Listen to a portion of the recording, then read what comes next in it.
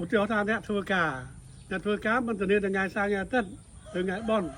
អញ្ចឹងថ្ងៃសៅរ៍អាទិត្យត្រូវទៅលេងម៉ែឪទេថ្ងៃសៅរ៍អាទិត្យត្រូវរវល់ជូនកូនជូនប្រពន្ធទៅលេងរមណីយដ្ឋាននេះនោះអញ្ចឹងទៅចាំអាទិត្យក្រោយដល់អាទិត្យក្រោយទទួលកូនឈឺមិនបានទៅទៀតដល់ខែក្រោយមានតរៈអញ្ចឹងទៅមិនបានទៅទៀតដល់ម៉ែឪស្លាប់ស្ដាយក្រោយយំស្ដាយមកអបមកសែនក្បាលជ្រុកសែនជ្រុកស៊ីខ្លួនឯងដែលអញ្ចឹងបានដល់ម៉ែឪហើយពេលធ្វើការពេលអញ្ចឹងពេលហុំពូកូនទៅឈើគេថាធ្វើបនខែភ្លឺអញ្ចឹងពេលហើយបានបនច្រើនជាងធ្វើបនខែល្ងាចទៀតធ្វើបនខែភ្លឺបានម្ដងបាន10ដងខែល្ងាច100ដងជួនកាលបានម្ដងផងវាអត់ដឹងថាគាត់ទៅធ្វើបានអត់ធ្វើបានមកយកអត់ដឹងផងស្បីតែលោកថាអត់ដឹងដល់ផងសួរលោកថាគេអ្នកសួរថាខ្ញុំធ្វើបនដល់ម៉ែឲ្យខ្ញុំដែរលោកថាអត់ដឹងដែរលោកអត់ទៅដែរថាតលោកបើដល់គឺពេលធ្វើគាត់រស់ចាដោយលោកសានប្រេតយើងចេញមួយស្និតយកចេញទៅគេ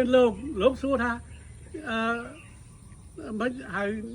កូនឯងបានឲ្យព្រះនៅផ្ទះឲ្យព្រះនៅ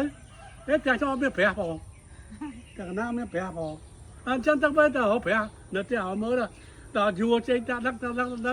ទទួលចេញមកជ្រូកដល់ជ្រូកម៉ែយកចេញមកស្អីហើយបានចេញស្អីវាក្លៀនយូរហើយដល់នឹងថាលោកប្រាំឃើញទៅវត្តវិញយូរចេញទៅវិញគឺទៅមានលោកព្រះអង្គសួរថាមិនក៏បាត់ចេញមួយណែបាត់ចេញមួយជ្រុំម៉ែផងថាបាត់នឹងហើយប្រាំមកប្រាំនៅផ្ទះបានបងណាហ្នឹងបានបងណាលឺកូនប្រុសអត់កូនប្រុសល្អដែរស្អើទៀតកូនប្រុសពុកដល់ចង់ខ្លាចចិត្តហៅមើលហៅស៊ីបាយអត់លុយបងបើម្ដងហៅទៅវា100ហេកូនស្រីហៅរហូតអត់មាននិយាយសោះនេះកូនស្រីអាចធន់នឹងលុយបានហើយពុកក៏និយាយដែរថាចាយដល់ហើយចាយទិញម្ដងមកទៀតពី300 400 500យកមកជួនកាលទុក